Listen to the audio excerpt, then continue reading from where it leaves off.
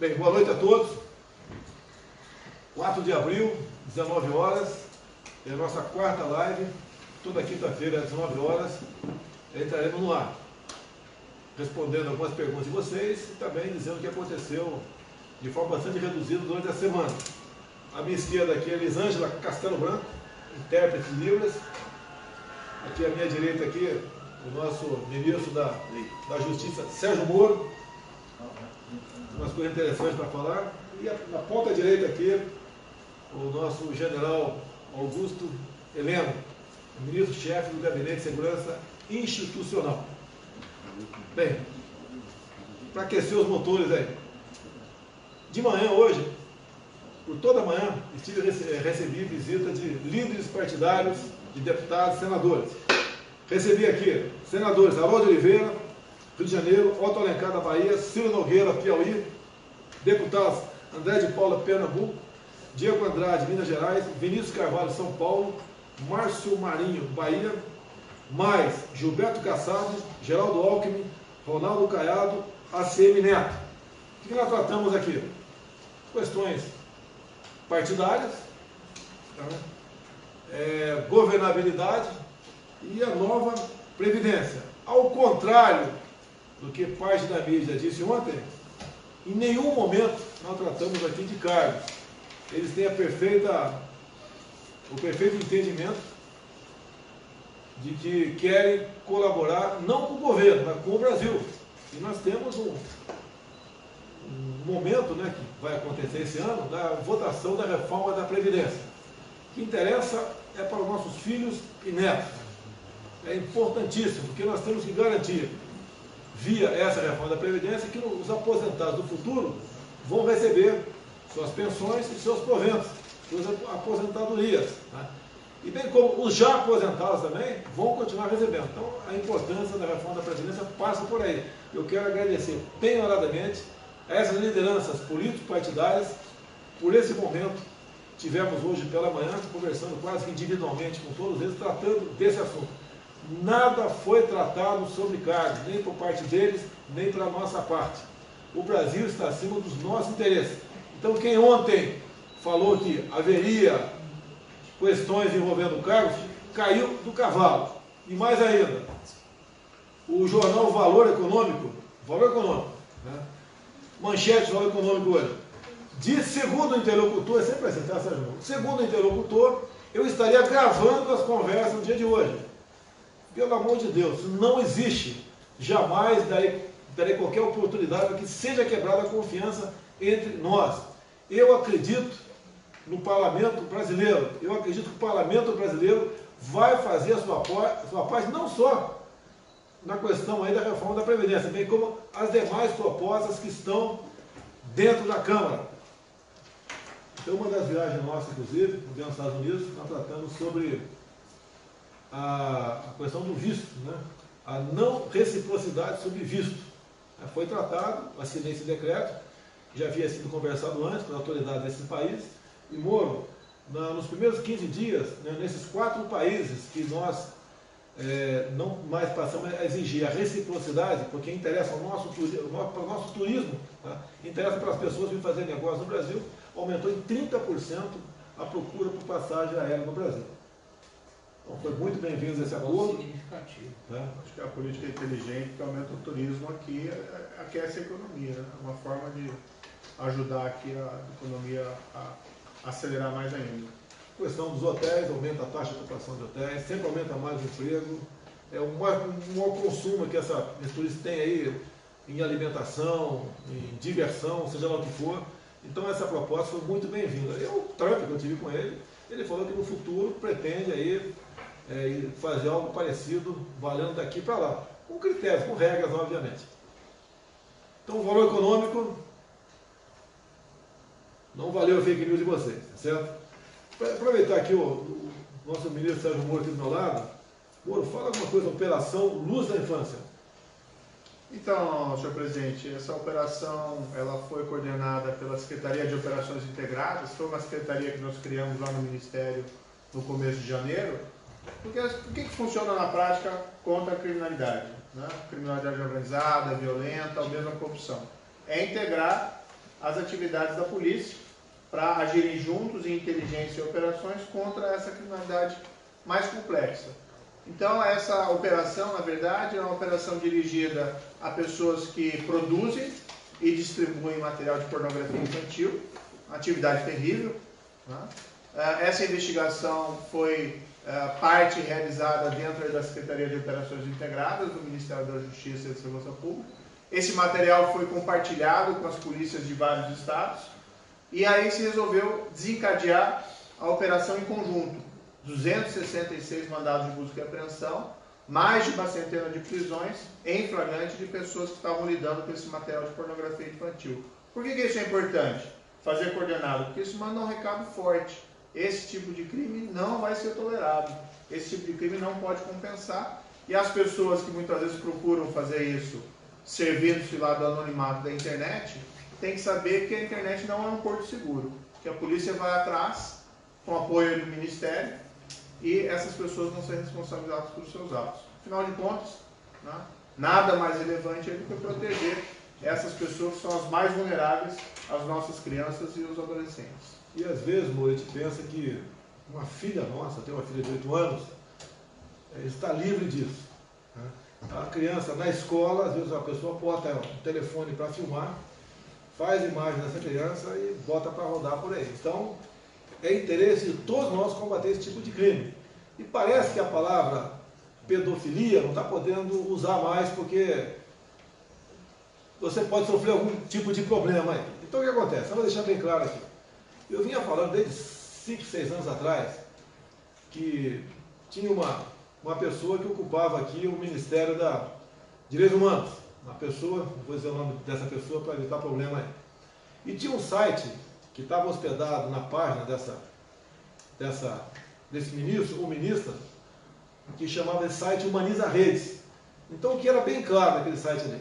Se você encontrasse, né, andando por aí, um marmanjo abusando de uma criança de 3, 4, 5 anos, você deveria chamar a polícia, sim, mas a polícia devia levar esse marmanjo para um hospital. E lá ele ser submetido a um laudo psiquiátrico.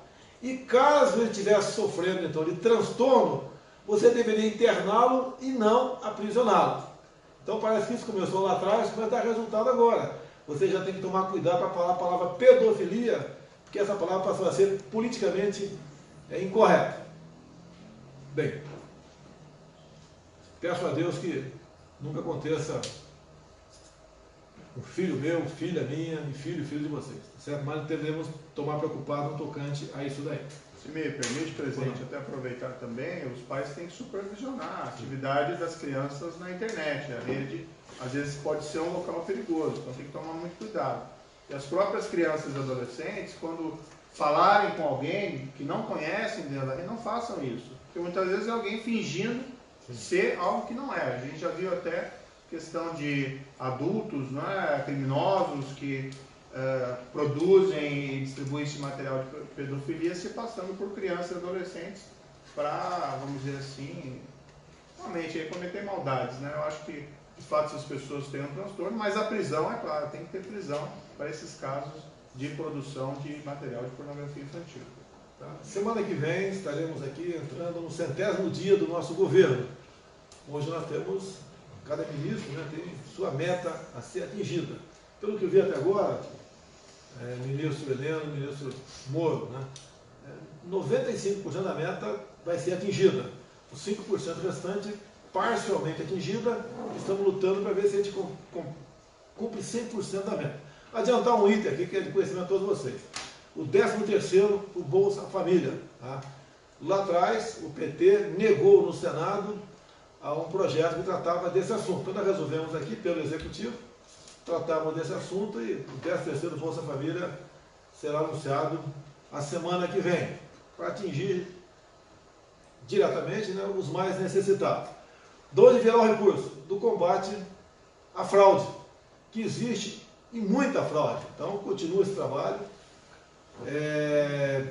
um trabalho cansativo, porque tem que pegar um a um, fazer cruzamentos, etc. Mas está dando resultado aqui.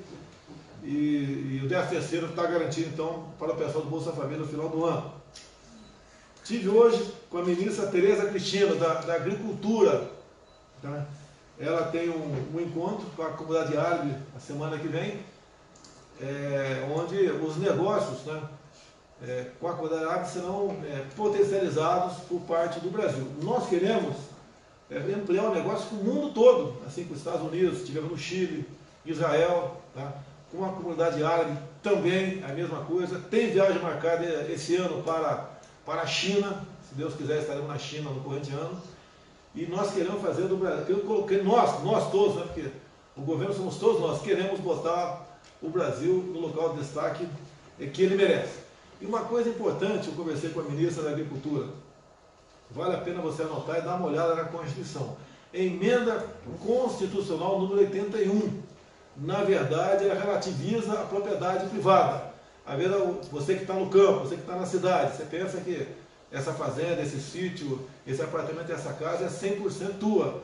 Cuidado que essa emenda constitucional relativiza a propriedade privada. E devemos ou alterá-la, mandar uma proposta de emenda constitucional para alterá-la, ou, já que ela carece de regulamentação e lei complementar, nós aqui apresentamos a lei complementar que não permita que você não tenha garantia que essa propriedade privada é tua de verdade.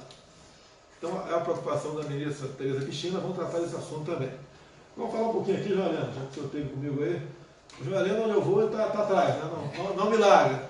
Tá, eu estou achando até que ele está meio X9 atrás de mim aí. Pode ser. Que nós tivemos em Israel agora, fomos muito bem recebidos pelo primeiro-ministro Benjamin Netanyahu, nos tratou como irmãos, um tratamento excepcional, onde muita coisa nós fizemos lá, acordos, tratados, né? Fizemos até muito protocolo de intenção em várias áreas, né? Como por exemplo na área de segurança, defesa, comércio, tecnologia, inovação. Então foi uma viagem muito proveitosa e o povo israelense, o governo israelense, lá não é o governo, né? Lá a iniciativa privada fala mais alto, o livre comércio fala mais alto, né? O Estado influencia pouco no destino daquela nação, né? O Estado está preocupado com as coisas mais importantes, como a defesa, né? Nas demais coisas, comércio, etc., inovação, com a iniciativa privada. E as portas foram abertas para que o Brasil, através de acordos, né, parcerias, consiga realmente se aproximar um pouco mais do país do primeiro mundo. Mas um grande acordo, um grande contato nosso vai ser na questão de ciência, tecnologia e inovação. O que nós acertamos lá também, pretendemos botar no papel e botar em prática o mais breve possível. Assim como foi feito lá atrás, onde a garotada ia para outros países aqui no Brasil aprender agricultura, hoje nós somos um exemplo, né? Nós queremos fazer a mesma coisa com a agricultura no deserto, a irrigação por gotejamento, a aquicultura, a criação de peixe. Como é que pode um país onde não tem água, chove pouco, né? A precipitação pluviométrica lá é menor do que o semiárido nordestino nosso, e como é que eles podem, inclusive, exportar alimentos para outros países, criar peixe de forma comercial e até exportar para outros países. E nós aqui, com essa abundância de água, temos esses problemas, né? Vale a pena lembrar que tivemos presente nessa viagem com o Jorge Seife, não sei se é neto ou filho, né? É o garoto aí que estava secretário da pesca, que visitou em loco com mais um grupo de empresários, tudo Israel. Então nós queremos mandar nossa garotada, os universitários, vai ficar aí 15, 2, 3 semanas lá fora, para que essa tecnologia venha para cá e ele possa bem aplicá-la aqui no Brasil. Uma coisa não. É que a viagem a Israel realmente atingiu todos os objetivos que foram definidos antes para que nós investíssemos nessa viagem. E está dentro da orientação do presidente, em termos de política externa, nós procurarmos aqueles países que podem trazer benefício para o Brasil, sem entrar em muita cogitação sobre as características do país, políticas, ideológicas. Isso não é levado em conta em política externa. Lógico que nós temos restrições algumas aberrações que existem no mundo, mas normalmente nós vamos continuar a manter as nossas relações comerciais, principalmente, por exemplo, com a comunidade árabe.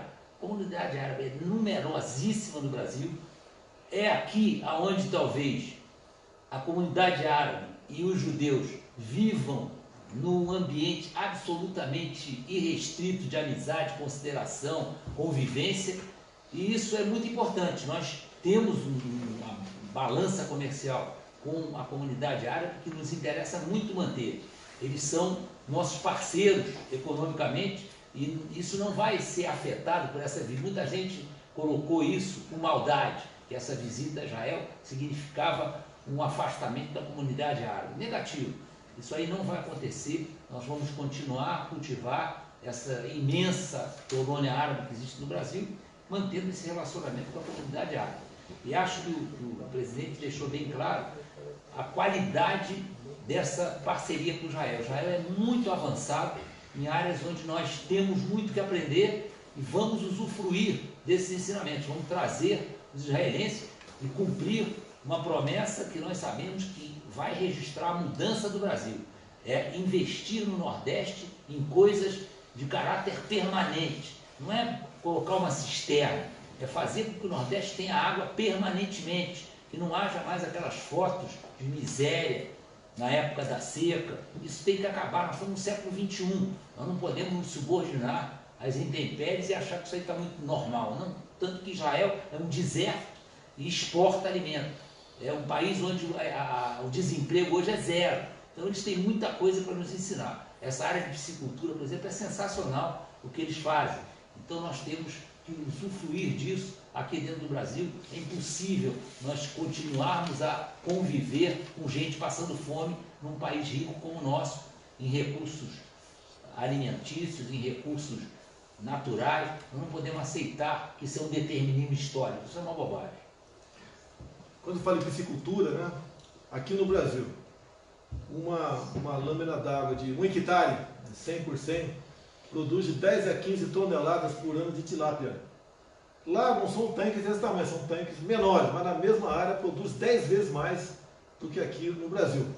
Então isso é muito bem-vindo por lá de cá e pode ter certeza, como o Geraldo disse aqui, empresário Sérgio Moro, falar em passar fome no Brasil, com essa quantidade de água que temos aqui, com terras agricultáveis, o que está faltando é o governo, né, dar uma auxiliar, num primeiro momento, quem queira realmente produzir alguma coisa no Brasil. Eu tenho certeza que dessa forma nós conseguiremos sim dar um salto muito grande aqui na agricultura familiar em especial e também na agricultura.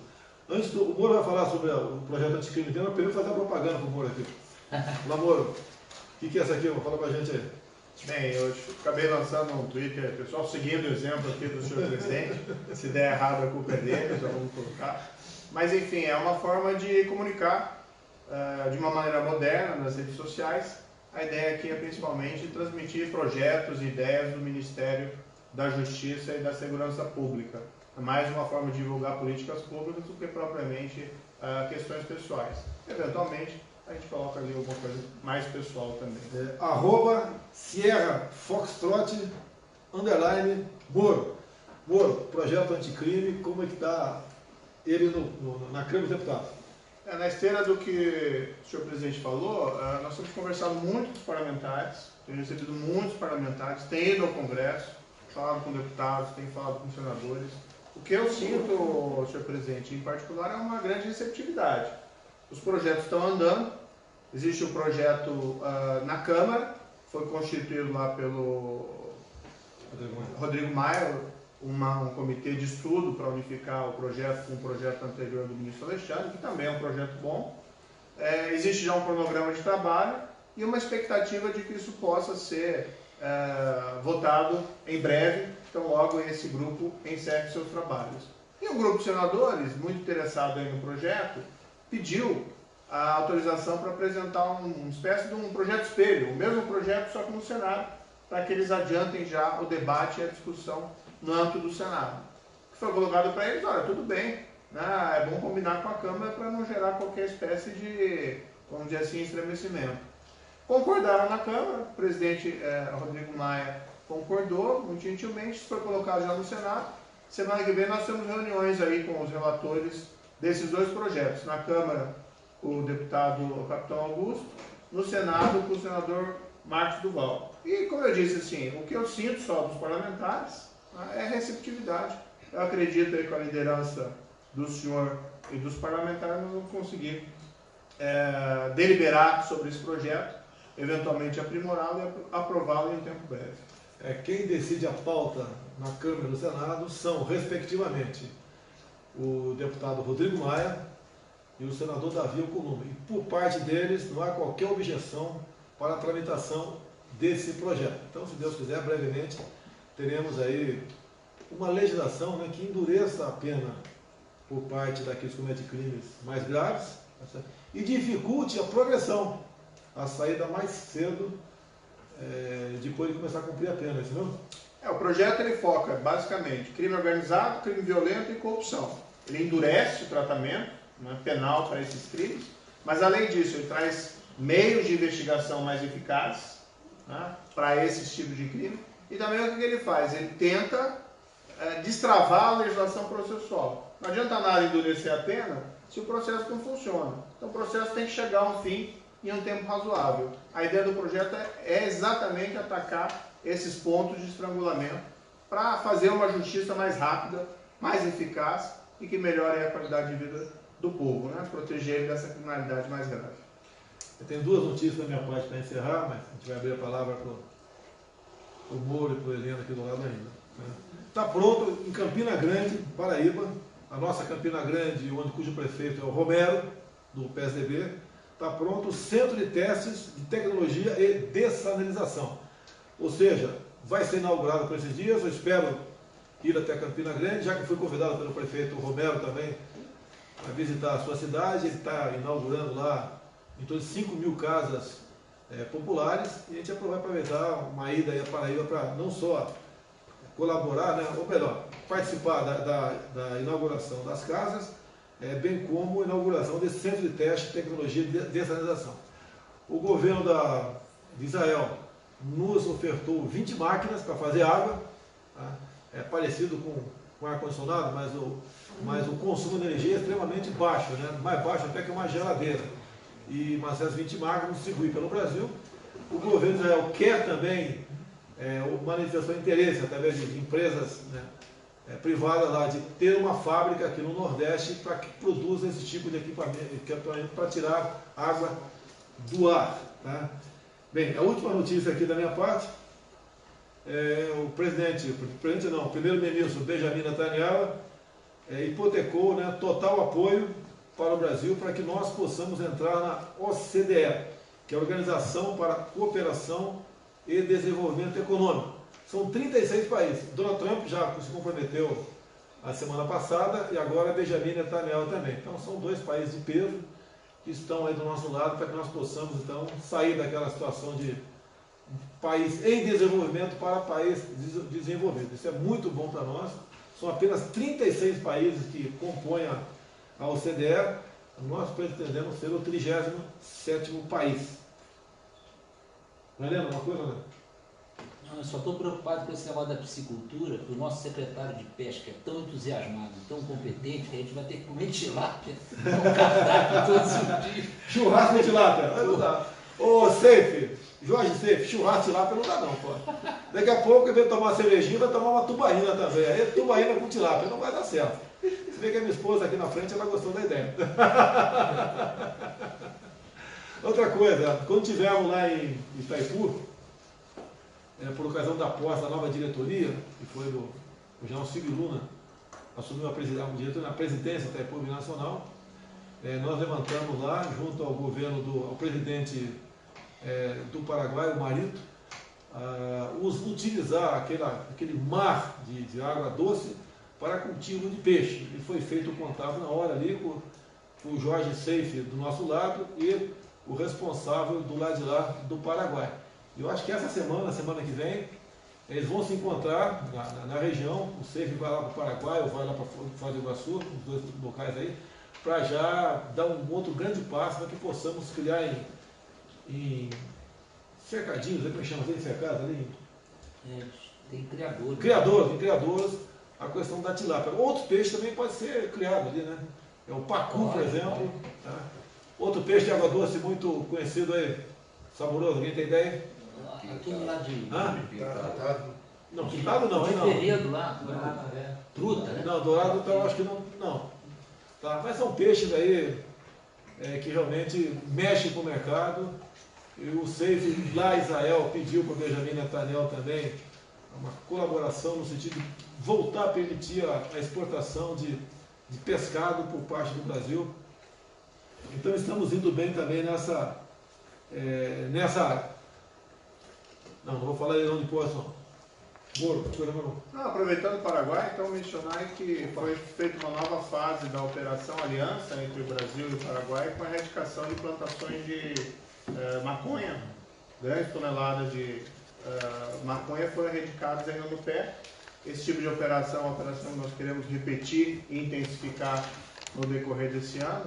Isso tem um potencial muito forte para afastar aí as drogas da população brasileira, especialmente das nossas crianças e adolescentes. Aquela ideia, nós temos aqui que nos integrar às polícias aqui dentro do Brasil, nós temos também que cooperar e nos integrar com as polícias dos outros países. Aí até esses acordos, né, como o senhor mesmo mencionou, o acordo de segurança com Israel, os acordos que foram firmados lá com os norte-americanos na viagem anterior, e nós estamos intensificando, isso é muito importante, a cooperação com os nossos vizinhos. Como eu morei em Niuaque por 3 anos, né? Eu lembrei o nome do peixe. Tambaqui. Ok? Não, tambaqui é peixe. Tambaqui é peixe, eu acho que está na base de. Sai ali o tambaqui de 2, 3 quilos, né? Sai lá na produção, lá sai por 7, 8 reais o quilo. Né? Lógico, tem uma tecnologia, a questão de uma vacina. Não pergunte como é que é, mas tem uma vacina logo no começo ali que faz com que a produção seja bastante rendosa. Então, tambaqui, pacu, tilápia, entre outros peixes aí, brevemente o Brasil aí passará, no meu entender, a no mínimo dobrar o consumo de peixe. Ok? Mais uma coisa? E você, uma coisa mais? Pessoal, muito obrigado. Até uma nova oportunidade, se Deus quiser. Ok? Tamo junto, hein?